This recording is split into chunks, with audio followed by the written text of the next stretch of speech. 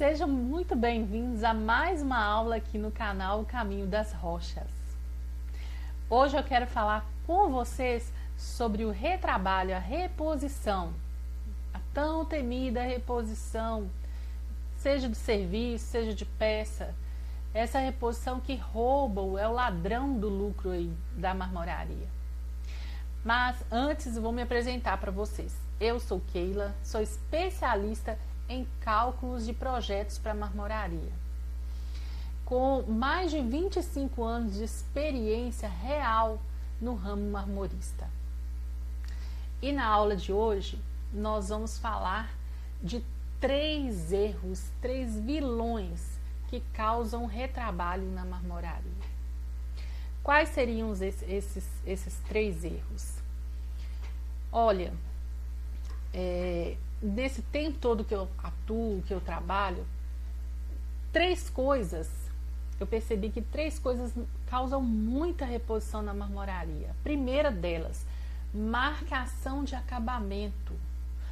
Ou marca no local errado, ou deixa de marcar o acabamento e a peça vai sem o acabamento. Eu vou listar os 3 e depois a gente vai voltar falando minuciosamente sobre cada um. Esse é o primeiro. Segundo, furação de torneira, né? E essa furação das 2 formas, ou vai furado e não precisa, ou faltou o furo onde precisava. E o terceiro é olhar o esquadro da parede. Quando esquece de olhar o ângulo da parede para ver se a parede está no ângulo de 90 graus e ela não está. Em alguns casos o ajuste resolve, em alguns casos é outra peça mesmo, tá? Mas vamos lá, vamos entender como que acontece esses erros. Nas marmorarias, sempre tem quem vai à obra medir, é o medidor, né? Ou seja, homem ou mulher, a pessoa que sai da empresa e vai fazer a medição. Isso depende muito da forma de trabalho aí da sua empresa, da quantidade de demanda, porque tem empresa que é o próprio vendedor que faz, atende o cliente, recebe, marca visita, vai na obra, faz a medição, volta, e atende o cliente ali de novo e fecha a venda e passa para a produção. Tem empresas onde o fluxo é maior, então existem os vendedores que recebem essas medições de profissionais que ficam só por conta de ir na obra medir, ou seja, só medir ali o que o cliente quer, ou com o projeto, tudo. Mas, independente de como seja o trabalho aí, onde você está hoje, uma coisa é certa, a medição são os olhos do vendedor na obra, Então, a medição, ela tem que ser muito bem feita, ela tem que ser muito bem executada, ela tem que ser muito bem observada, todos os detalhes ali. O que você conseguir anotar em desenho, em números, e o que você não consegue anotar em desenho, em números, você coloca em observações por escrito, Então, essas informações, elas têm que ser muito bem colhidas. E quando essas informações não vêm completas, não são totalmente observados, acontecem os erros. Mas esses erros, aí você vai falar assim, não, mas o meu medidor ele mede muito bem, ele às vezes dá um azar de conferir um ângulo de parede, dá um azar de esquecer de anotar um furo de torneira, mas a medição dele é perfeita, os desenhos, os detalhes assim de medida, centímetros, é tudo muito perfeito, entende projeto, mas falta um passo a passo, falta uma ordem ali que tem que ser preenchida para que não faltem informações essenciais, Realmente, às vezes o problema não é qualificação do profissional, mas às vezes é um passo a passo que ele não segue e ele se perde na hora de colher essas informações. Um acabamento na marcação do lado errado, por exemplo. O que isso causa de estresse e prejuízo para você, para o cliente, Vamos para o cliente. O cliente pagou, ele foi lá, comprou uma bancada e ele pagou por ela. Esqueceu de marcar o acabamento ali e não foi cobrado. Como que você vai cobrar desse cliente esse acabamento, sendo que o cliente entende que ele passou para o seu profissional todas as informações e o profissional que esqueceu de anotar? E isso passa, diminui a sua credibilidade, o seu profissionalismo com relação ao cliente. Né? E tá, beleza, e quando isso ali você já está levando um prejuízo porque não foi pago, o cliente não vai querer ressarcir isso ali, porque ele entende que isso estava no preço. E além de você não ter cobrado aquele acabamento, você ainda tem que fazer ele para o cliente ainda, tem que deslocar o profissional. Quando foi pago, o prejuízo ainda é menor, porque é o deslocamento do profissional lá para fazer um serviço que não foi feito, mas foi cobrado. Causa estresse, tanto para o vendedor, marmorista, cliente, né? Insatisfação do cliente na qualidade final do serviço ali, na agilidade da entrega do serviço pronto. Furação de torneira, a mesma coisa. Um furo de torneira não foi feito. Se não foi marcado, ele não foi cobrado. Né? O cliente vai falar assim, não, mas eu avisei que precisava, tem a encanação aqui na parede, ele não marcou, mas eu preciso do furo. Como você vai cobrar esse furo depois, sendo que você já entregou a peça faltando? Você tem que, para não perder o cliente o mais rápido possível, deslocar um profissional com uma ferramenta e ir lá e fazer esse furo. Né? E quando é o inverso, quando foi furado e não precisava desse furo? Né? Como que com que qualidade de material você vai entregar para o cliente, oferecendo ele tampar esse furo? Né? Dependendo da obra, dependendo do cliente, como está a situação da obra, às vezes o cliente até se disponibiliza a alterar ali a encanação para uma torneira de paredes, de bancada, se ele não tiver compra essa torneira ainda, se for uma obra que dê para fazer essa alteração, para que você não perca essa peça. Mas isso tudo gera prejuízo e diminui a credibilidade do seu serviço, do seu profissionalismo, né, quanto aos seus clientes. Né? Agora, o esquadro de parede, gente, é uma coisa assim que dói. Você perder uma peça grande, às vezes uma peça grande em L inteira ali, porque num descuido o profissional, que é um excelente profissional, esqueceu dessa etapa de conferência do ângulo da parede. Então, o que eu quero te ensinar hoje nessa aula são dicas que vão evitar esses erros assim simples, que não são erros por falta de conhecimento, mas são erros por falta de um passo a passo, né? Por falta de um passo a passo que gere uma conferência, para que você não tenha esses retrabalhos mais na marmoraria. Vamos lá? Vamos aprender a evitar esses 3 vilões que mais roubam os lucros da sua marmoraria? Bora lá? Então, pessoal, vamos à aula agora? Vamos aprender como fazer uma medição com um checklist que gere uma conferência, que seja a prova de erros. Vá! Então, aqui, voltando aos erros, quais são os erros que mais acontecem em medição de pia e bancada? Acabamento faltando, né? Então, o acabamento aqui, ou ele vai faltando, ou ele vai marcado do lado errado. Acontece das duas formas. Furação de torneira, ou vai faltando, ou vai a mais, né? Não era necessário. O esquadro da parede, você esquece de conferir e a parede não está no ângulo de 90 graus, está fora do esquadro, a pedra vai precisar de ajuste ou até uma reposição de peças, tá?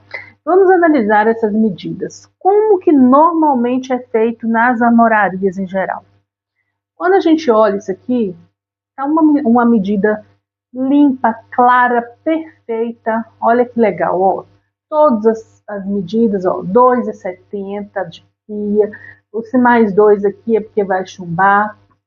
vai chumbar tanto para esse lado quanto na largura dela. Então, o 60 mais 2 informa isso. 2,54, 2,50, o mais 4, esse mais 4 aqui, quem trabalha sabe que não pode esquecer desse mais 4 quando tem esse acabamento aqui, porque essa pedra ela é 2,50 daqui até aqui, e nós vamos ter os 4 centímetros a mais para encontrar com o acabamento aqui, ok? Informação do roda bancada, então aqui, ó, onde a área seca, roda bancada de 10, aonde a área molhada, roda bancada de 12. Então, para quem olha isso aqui, olha, está perfeita a medida. O bojo no eixo, na posição de 85, contando de lá para cá, né? Então, se não foi marcado o furo de torneira, a torneira na parede, se não tem informação do ângulo aqui, é porque está no esquadro. Mas, e se não tiver? E se não for isso? Tem como conferir? E se a torneira for na parede? E se a torneira não for na parede, for na pedra e não está sendo marcado? E se o medidor esqueceu foi de olhar o ângulo da parede, por isso que ele não notou nada? E 2,50? Você tem certeza que daqui até aqui é parede? E se aqui tiver acabamento também?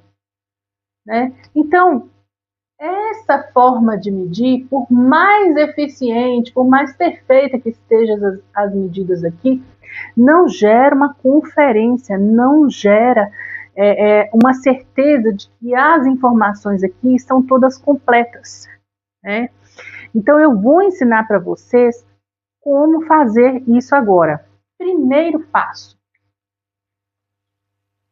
Primeiro, você vai chegar, antes de você medir as pedras, você vai fazer um croquis 2 passos. Gente, é um croquis simples, é um desenho simples, manual. Não é desenho de design de interiores, de engenheiro, de arquiteto, não. O medidor, ele está sempre com a prancheta na mão aqui, ó. A gente que mede tem sempre uma prancheta, uma caneta, dá para você firmar e fazer um croquisinho aqui, igual eu vou fazer no quadro aqui, bem rápido. Você chegou lá, você vai fazer um croquis do espaço. Você vai desenhar esse espaço aqui, ó, com as informações básicas. Vamos fazer faz uma espessurazinha de parede aqui, ok?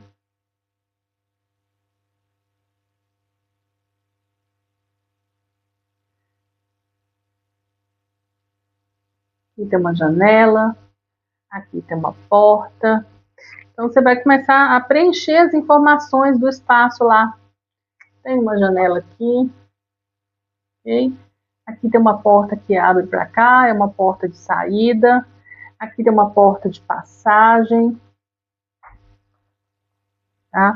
Para quê? Para que você consiga entender o espaço. Anote as medidas. Quanto que tem daqui até na porta? Nós temos daqui até na porta, suponhamos, uma casa grande, uma cozinha grande. Eu tenho aqui até na porta 3 metros. 3 metros e 60. Depois eu tenho aqui uma porta de 80 centímetros e uma boneca de 10. Quanto que dá na soma aqui? Vamos somar.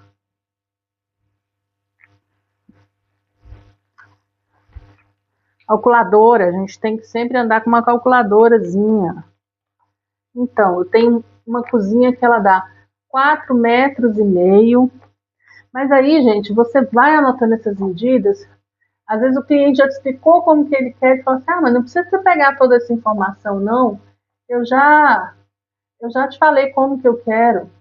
Eu já te falei como que eu quero aqui. É o que mais acontece. Você começa a fazer um croquisinho depois que você conversou com o cliente, explicou o que ele quer ali. Eu quero uma pia aqui com a bancada, o fogão e tal. E aí você fala assim, não, beleza, não tem pia, agora vamos medir. Você começa a medir as paredes, ele fala assim, não, mas não precisa, para que você está medindo tudo? Eu já te falei o que eu quero. A pia aqui, a bancada aqui. Gente, você fala com o cliente, ó, eu preciso pegar as informações do entorno. Eu preciso, porque eu gosto de fazer esse croquis, gosto de colocar o layout aqui. porque com isso eu consigo me organizar melhor nas informações, não vai faltar nada. Você fala com ele isso, né? E aí você começa a anotar, ó. Ele tem aqui, ó, até a janela quanto que dá, a medida da janela, o espaço, depois você soma aqui, ó, vai dar 3,70 m. Então você sabe que o cliente tem uma cozinha de 4,5 por 3,70. Isso aqui é uma cozinha grande. Então, depois que você fez o croquis, que é o primeiro passo, qual que é o segundo passo? Vou colocar aqui para verde. Quando você está medindo essas paredes aqui, gente, quando a gente está medindo as paredes, o que você já faz? Você começou a fazer medição, todo medidor tem uma prancheta. Você já vem aqui, ó, coloca essa prancheta aqui e olha o ângulo dessa parede, para ver se ela está no ângulo de 90 graus. Parede está nos quadros, está ok? Você já vem aqui e informa, ó. Pronto. Por quê? Quando você está puxando a trena aqui nas paredes, você vai no canto aqui, você já não vai esquecer, você está aqui anotando com a prancheta na mão, você já vai lá e encosta. Ah, não tá 90 graus, você já vem, já faz a marcação e já vê lá se ela está abrindo ou fechando, então. 101 abrindo.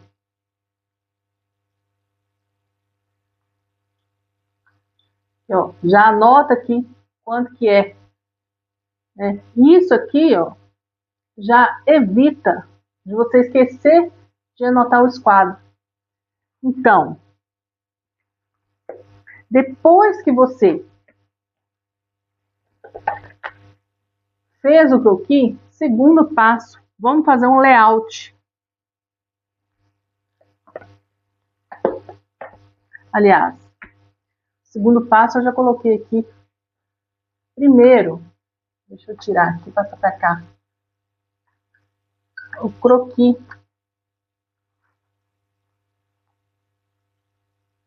Primeiro passo é o croquis.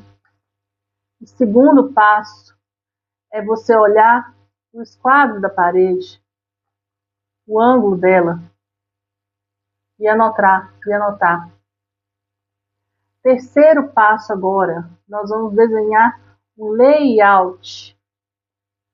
Nós vamos desenhar o layout dessas pedras. É um desenho básico aqui.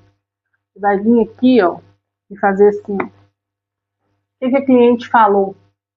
Eu quero a pia aqui, pegando no início da janela até o final, com o bojo no centro dessa janela e uma bancada de 2 metros vindo até aqui. Normalmente o cliente não te fala a medida, ele vai lá e marca na parede. Eu quero a bancada vindo até aqui, porque depois eu vou fazer um paneleiro aqui, vai ter um armário. Né? Desse lado aqui eu vou colocar minha geladeira. Ok? O que eu fiz aqui? Exatamente isso aqui, ó. Olha o layout.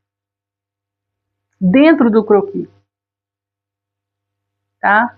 Então, o primeiro passo, você vai fazer um croquis.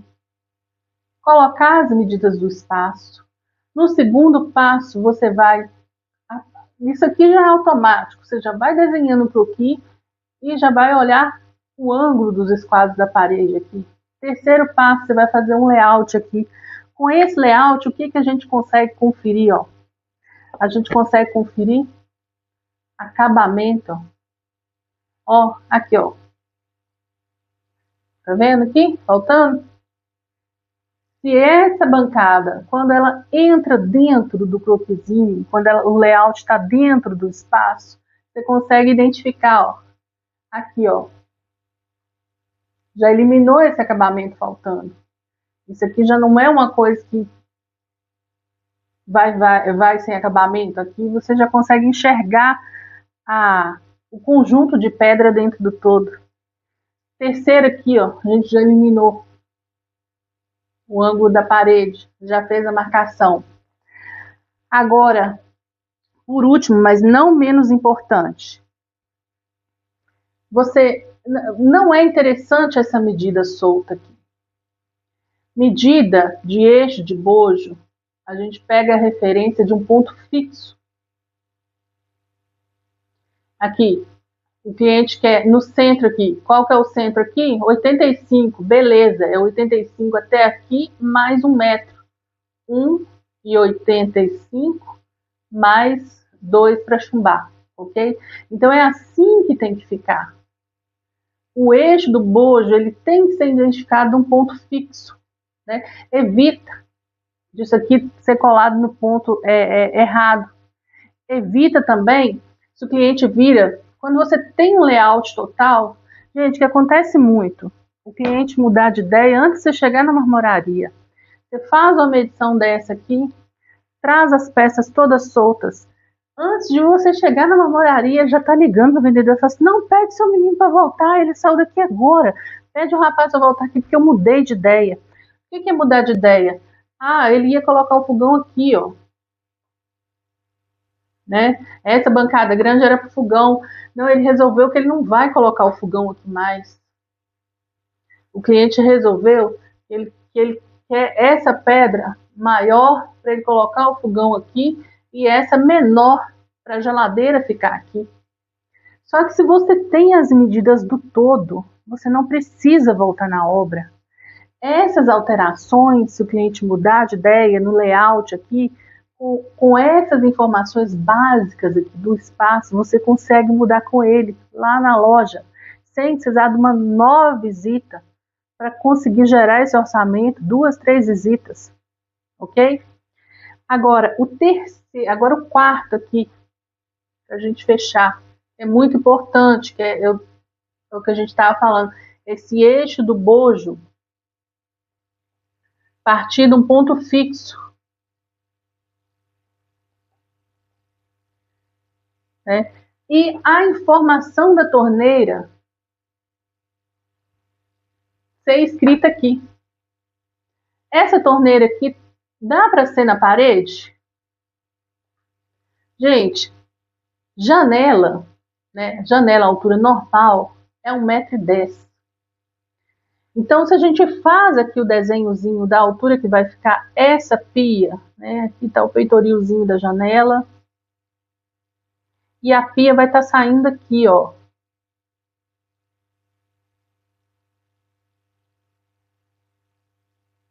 E o rodapia, 1,10 m, não, 1,10 m, 1,20 m, 1,15 m, né? Normalmente aqui 1,20 m. Então vai estar o rodapia aqui, a pia com o bojo aqui e a janela passando aqui.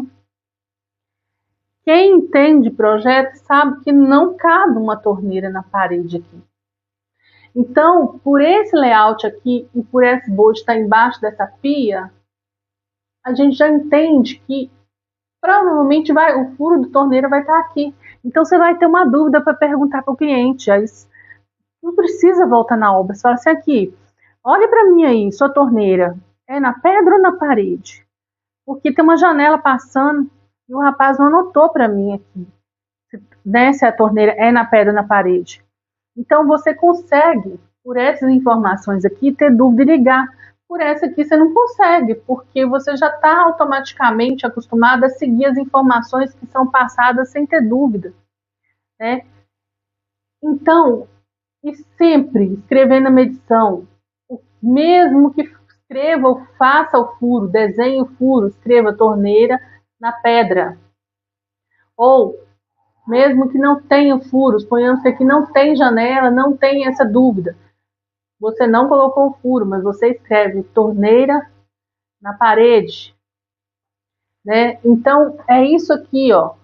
O eixo pegar no ponto fixo e um quinto aqui, informar posição de torneira.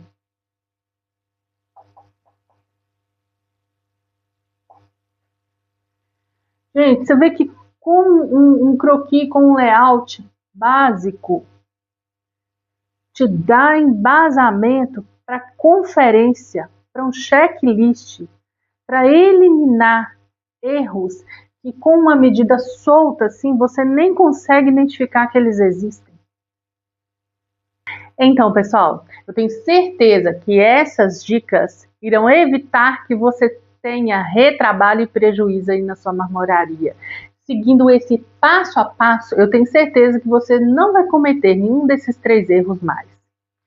E para que você consiga fixar esse passo a passo aqui, eu convido você a pegar uma medição antiga onde aconteceu um desses erros, dar uma analisada e entender que se você soubesse dessas dicas antes, se você soubesse fazer dessa forma antes, você enxergar ali que você não teria cometido esse erro, não teria tido esse retrabalho, essa reposição de peça, tá? E se essa aula, se essas dicas, se tudo que eu falei aqui fez sentido para você, compartilhe com um amigo para que ele também aprenda essas dicas e não erre mais. Até a próxima aula.